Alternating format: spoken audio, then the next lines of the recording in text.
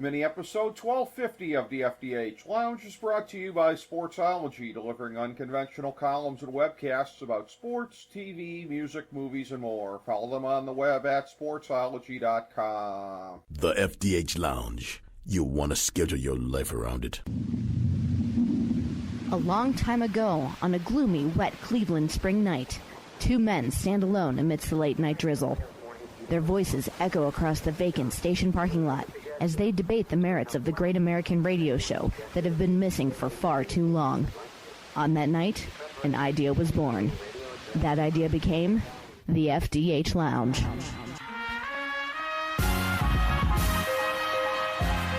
Welcome to the FDH Lounge. Hello, everyone. Welcome to FDH Lounge mini episode 1250. This is FDH Managing Partner Rick Morris here, and we are going to be revisiting a segment that we did last year with a gentleman who is a longtime expert in law enforcement and security. Just happens to be the police chief of my hometown and my cousin, Ed Tomba. As we covered previously, last year when we spoke with him about his experiences, it was primarily through the prism of the very successful 2016 Republican National Convention, which went off safely without a hitch, and where he was basically responsible for everything day to day on the ground, and everything really kind of fell on his shoulders. And I said at the time that the family and I'm sure friends as well, we were all kind of holding our breaths to make sure that this would go okay, because we wanted everything to go well for Ed, and it did. And I have to say, unfortunately, in recent weeks here in the Cleveland area, and we've seen nationally, an example of what can happen when forces get beyond your control, with a lot of the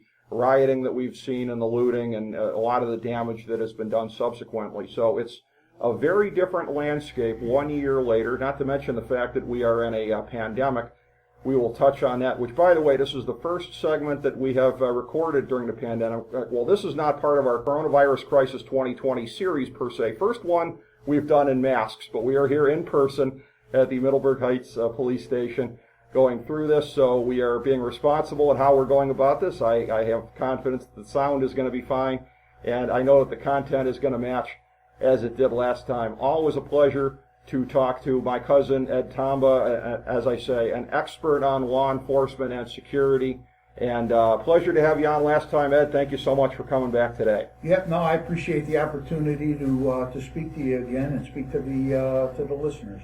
Absolutely, and I know that there's a lot of curiosity right now about matters in law enforcement and how things are going. And again, we should use probably, at least at the outset, last year and some of our conversations as a jumping off point. So start with the Republican National Convention, and there were a series of things. And as you and I talked about off air, that we had talked about Ferguson at that time as far as something that lit the fuse for a series of incidents that were happening around the country at that time. By 2019, it was a little bit more in the rearview mirror, but obviously with the George Floyd thing recently in Minneapolis, a couple of other things as well, Breonna Taylor in Louisville, but the George Floyd one was the big one. Clearly, the Ferguson effect, as far as having the potential to light the fuse on these matters, was not behind us as I thought a year ago. It continues to be with us, and it continues to be an ongoing challenge for law enforcement.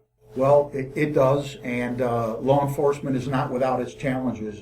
But let me say right from the beginning here that what we saw, what everybody saw in Minneapolis, was a murder. Totally a criminal act. There's not one law enforcement officer that would try to agree or explain that away.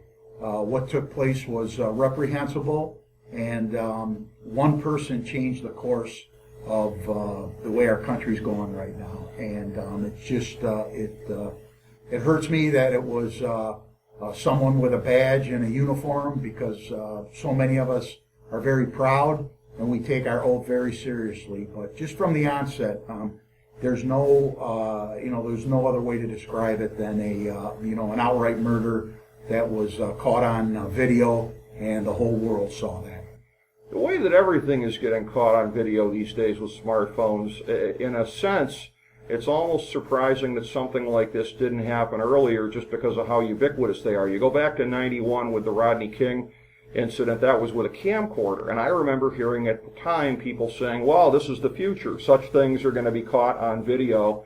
And it almost is remarkable over the last 30 years with the prevalence of these things now, that something like that hadn't been caught in that manner previously, because they are everywhere. And this is now something, of course, this is going to just increase the challenges, I'm sure, for law enforcement, because everybody is really going to have them out now more than ever. Well, there's no doubt about it. I mean, we have them, the public has them, everybody has a device in their hand, and there was a recent statistic that beyond that device in your hand, probably 75% of your day is caught on some type of video, from surveillance cameras to security cameras. So it's out there.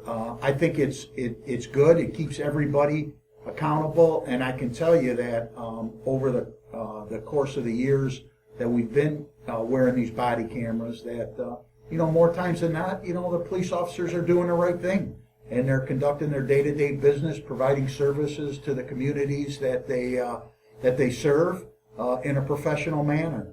And this is something that took place. Like I said, that was not that technique is not trained. It's not in any policy. This was a police officer that, a former police officer that did something that, sparked a conversation and a movement that is going to take place, I believe, is going to be with us for a very, very long time. Absolutely. And in terms of accountability on issues like this, before I even get into the nitty-gritty of it, I want to go back to something that you had said to me off-air previously over the phone, and that is the notion that before we even get into talking about accountability and everything like that, it is necessary to talk about, from your perspective as somebody, longtime commander, deputy chief of a major city police department in Cleveland, just how rare instances like this in your experience have been. And that would seem like a pretty good sample size to me. Someone of your position for that long, everything that you saw, that is a perspective I think that the public needs to hear.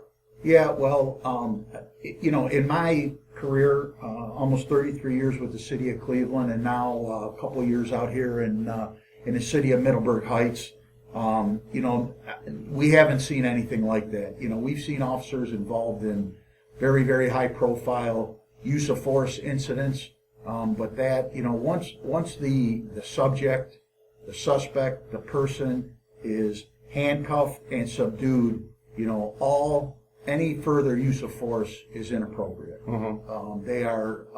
They're in handcuffs. That's our job. They're secured, but anything after that is inappropriate and criminal, which this act was. Absolutely, and it would just seem like from a common sense point of view with incidents like that, and I'm sure this is something that gets told all the time, particularly with the prevalence of video phones out there, always act as though you're being watched. Always act in a way that you can defend later. I mean, I would guess that's something that gets told all the time. Yeah, it does, and as public servants, law enforcement officers, I like to say that we welcome the oversight. We welcome the oversight of our supervisors, our mayors, our city council, and then the oversight of our citizens. Those are the ones that give us the guide to how they want their communities policed. Mm-hmm. They want their community policed fairly, professionally, and with the least amount of force and interference that is allowed out there. So I think that we need to keep doing that. We need to keep listening, and we need to welcome that oversight and not be afraid to change. You hear a lot about these are societal problems. This is, well, you know what? That takes a long time for change, but we as an organization have a certain amount of people. We're the ones that need to change, and we need to react to the changing times and react to the way our communities that we serve, look at us and the way they want to be policed by us. Very well said. And one of the things that we talked about on the show previously during a segment that we did about the recent protest movement, there was something that I had said at the time that just strikes me as being a lot more complicated than people really kind of tend to give credence to, and that being I want to ask you specifically with your background, because you have been somebody that's worked in internal affairs with police, and that to me seems like probably one of the most thankless jobs there is, because obviously the public, we want as much accountability as we can get. On the other hand, there are police unions, and there is a brotherhood among police, which is, broadly speaking, I mean, that's a very good thing. You have to have trust, you have to have everything working smoothly among your colleagues, and nobody in any organization out there likes to think of anybody else in a way that they would consider to be a rat, fairly or unfairly. So it's a thing where it just strikes me that maintaining that kind of accountability, and thankfully from what you said earlier, that it's rare that it would have to come into being, but that just strikes me as a very, very tough thing to do with all these countervailing issues that you have. You know what? It was a very challenging assignment, but it is needed. We get told that we can't police our own, but to have an oversight unit within a law enforcement agency, I think is critical for checks and balances. We are a subset of society. I've been saying this for a long time that there are men and women that shouldn't be in the profession, and they get into the profession. But like I said, that's what internal affairs and that's what oversight is for. I think it's needed, and I think it's appropriate to have that internal oversight within a law enforcement agency. We're given a great deal of power over the public, so I think we need to respect that, and we need to have internal controls that keeps everybody in line, within policy and within the law. Absolutely. I think most people would agree with that. In terms of some of the proposals that have come out recently to try to address matters in law enforcement, one of them has been, and this sounds to me like a pretty good idea anyways from what I've heard, the idea of some sort of, whether it be national database or something like that, to address what you're talking about in terms of if somebody's been drummed out of one police department for wrongdoing, to make sure they can't just go to either the next town, 3 towns over, wherever it might be, something that where basically there's a little bit more accountability for that person for their background. Do you have any thoughts about that? Well, I do, and I would agree with that. I don't think that would be a problem. Part of that falls right now on the individual agency when somebody applies to do a complete and thorough background check, on that individual. But if there was some type of certification, and if that certification was revoked, then that person couldn't apply to another agency, because that would be a requirement. It would be like having a driver's license. That's a requirement for our to be a police officer. You have to have a valid driver's license. Well, now you have to present a valid certification, and if you were ever decertified, that should preclude you from being a law enforcement officer in another agency. And I would think that the heads of those agencies would look at that and realize what a liability that could be. Sure. For your agency, and there's plenty of qualified candidates out there. So absolutely, and on that one, again, that seems like kind of the low-hanging fruit as far as proposals that are out there. There's other ones that get to be a little bit more thorny as far as potentially stripping legal immunity away in certain cases. There is that legal shield that does apply in the course of law enforcement, and measures that would either strip that on a limited basis if somebody was found to be guilty of murder or something like that, or on a larger basis. So the proposals from there seem to get a little bit more complicated, it seems like. Yeah, they definitely do, and I think that's something that's probably going to have to get worked out in the courts. For us, our standard is what was perceived at the moment that action took place. So I think there needs to be some type of protection.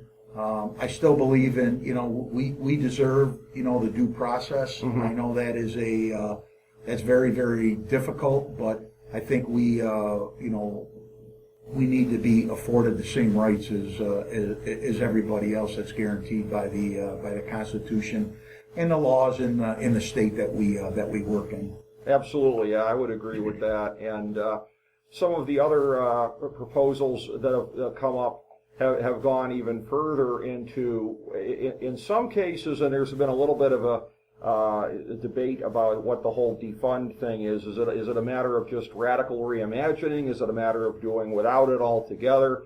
I have to guess that in the case of Minneapolis, if they mean doing without it altogether, as far as the police there, you're not going to have a Mall of America anymore or any other businesses in there that are going to want to be a part of that scene. So as far as the more radical reimagining of these matters here, again, it can't be said enough that there has to be the police there as a backstop for the matters to basically address actual crime, violent crime, things of that nature. But this is a moment in time where there are a lot of really far-flung ideas getting thrown around.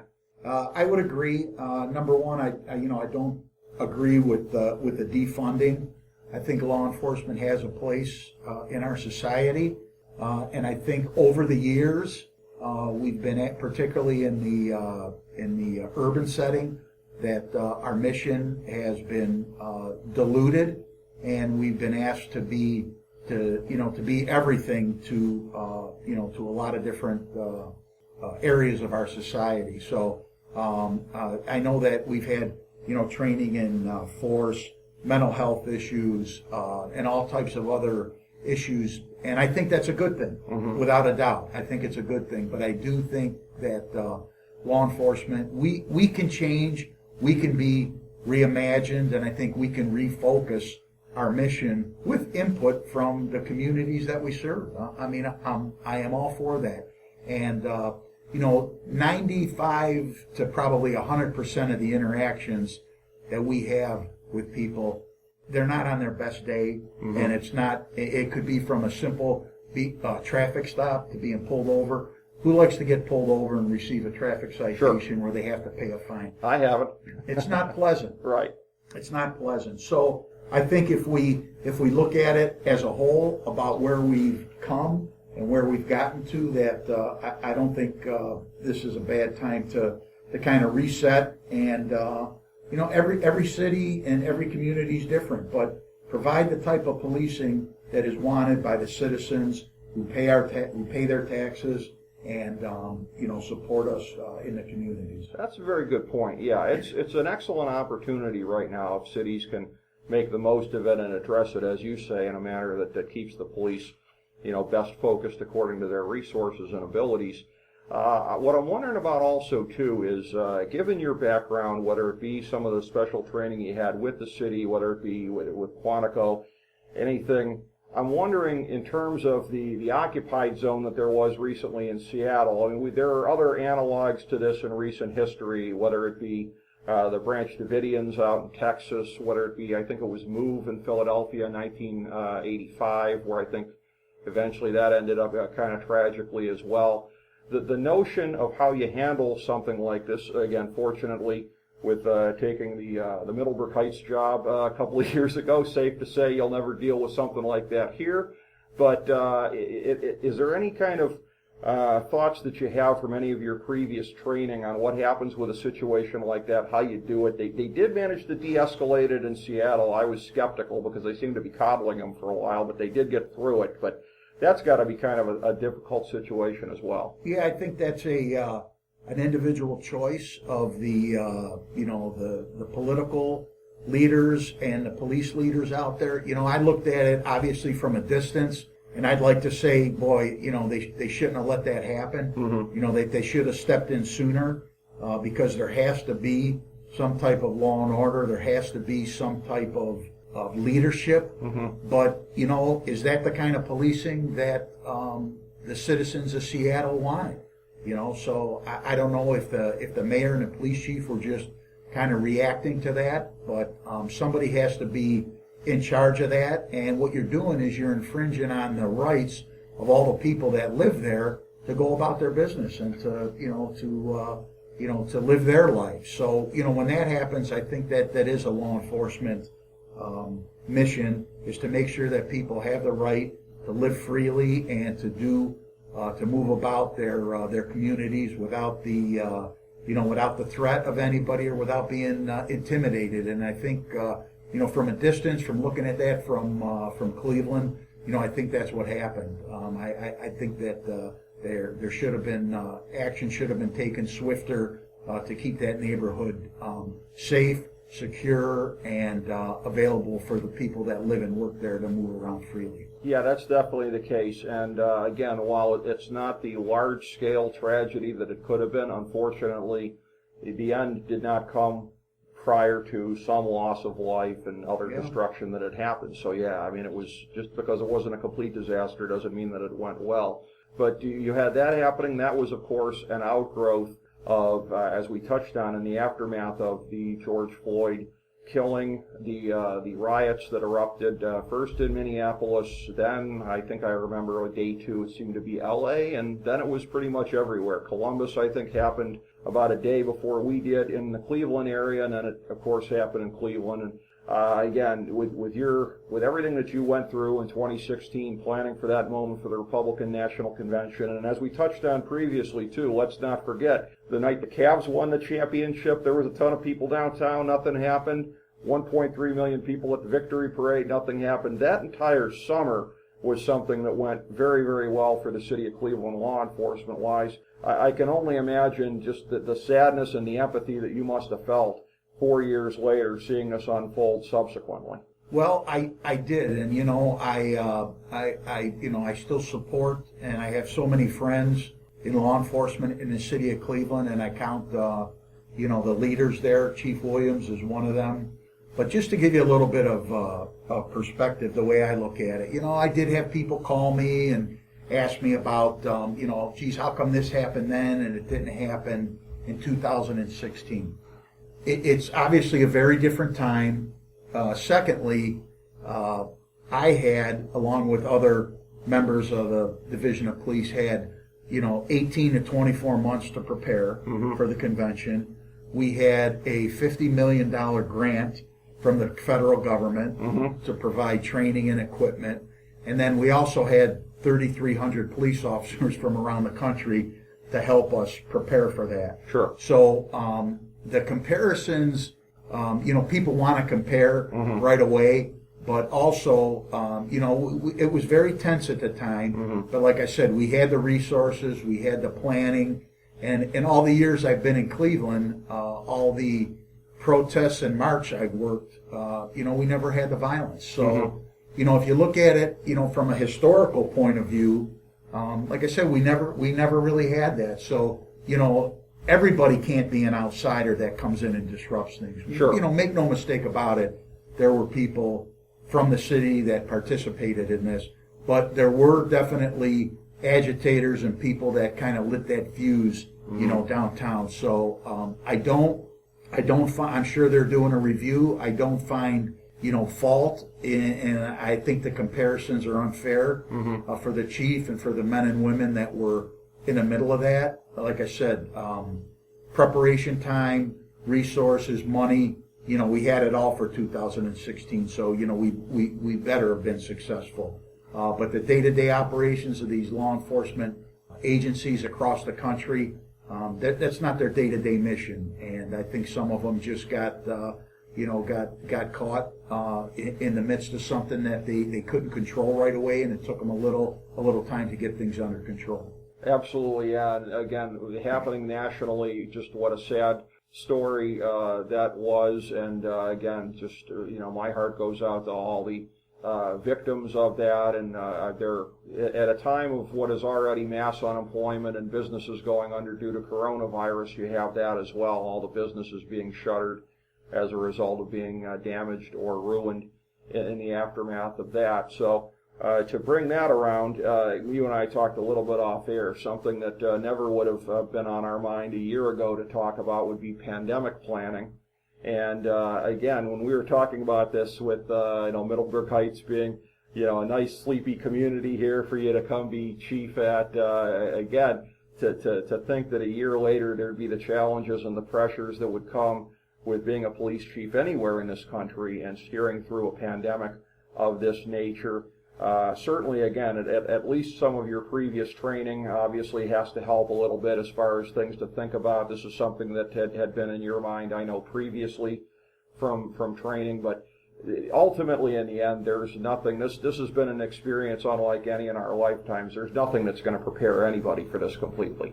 No, there's no doubt about it. I mean, my main concern, was the the health and well-being of the guys and gals in this building. The men and women here, because we have to continue to provide services to our community, and we obviously were very concerned about people getting sick and then passing this virus around.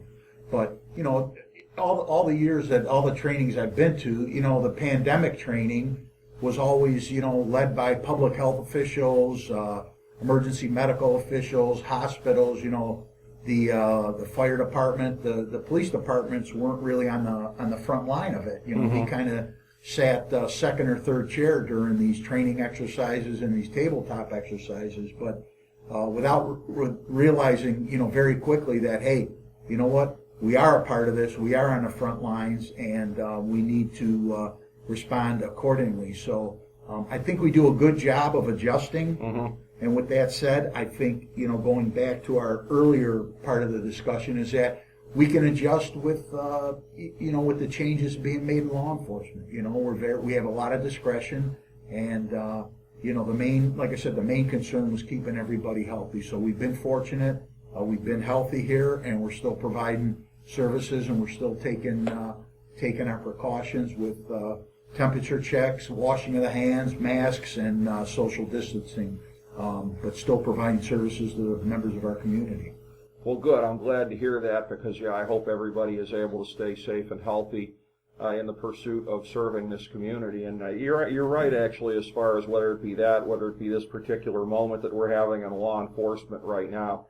Ultimately, coming out of this, you talk about a very transformative year. The resets that are coming all across society are just very numerous right now. So really, what law enforcement is going to be dealing with the fallout of coronavirus. It's going to be dealing with the fallout of the protest movements. It's going to be a very, very interesting chapter in the next couple of years. Hopefully, one that can be navigated successfully. Yeah, I don't see any of these issues going away. You're still going to have law enforcement. You're going to have very, very high-profile criminal proceedings that are going to take place. You're going to have a highly charged election cycle coming up within the next 90 days. So I don't see any of these issues going away, which is, sometimes that's what happens. Other things get pushed to the forefront. But I think for us as law enforcement, we need to keep the conversations open, no matter how unpleasant at times they can be, to keep those open and to really, really listen. And if we can do things better, if we can provide better services, I think we need to make those changes. As organizations, we're fortunate. I have a 30-person department here. I can affect change pretty quickly here. The bigger departments are a little more of a challenge, but there's no doubt about it that the larger departments have been changing and adapting, and we just have to listen to to our citizens and our residents as to what type of policing they're looking for. Well, that's a very healthy way of looking at it, certainly, and one can only hope that that's going to be the attitude all across the country here in trying to navigate these different issues. And again, a completely different landscape sitting here talking with you this year as it was last year. We're, again, really sort of a peacetime kind of a vibe, if you will, a year ago, and now in the midst of the pandemic and everything, all the upheaval in law enforcement now. A much different atmosphere, but the common denominator, of course, being great analysis from you. I really appreciate it, Ed. Thank you so much. I look forward to catching up subsequently as a couple of these things play their way out, and we can kind of assess what's happened from there. Yeah, I hope so. I appreciate the opportunity to sit down with you again. It's always enjoyable, and I hope we'll be able to reconvene in a certain time and talk about the positive things that have been going on and what direction that we're moving in across this country and in the city of Middleburg Heights. Definitely. I look forward to reconvening, and as you say, hopefully we'll have good things to talk about then. But in the meantime, thanks, Eddie, for being a part of this great conversation today. Thank you, everybody, for tuning in. FDH Lounge mini episode 1250.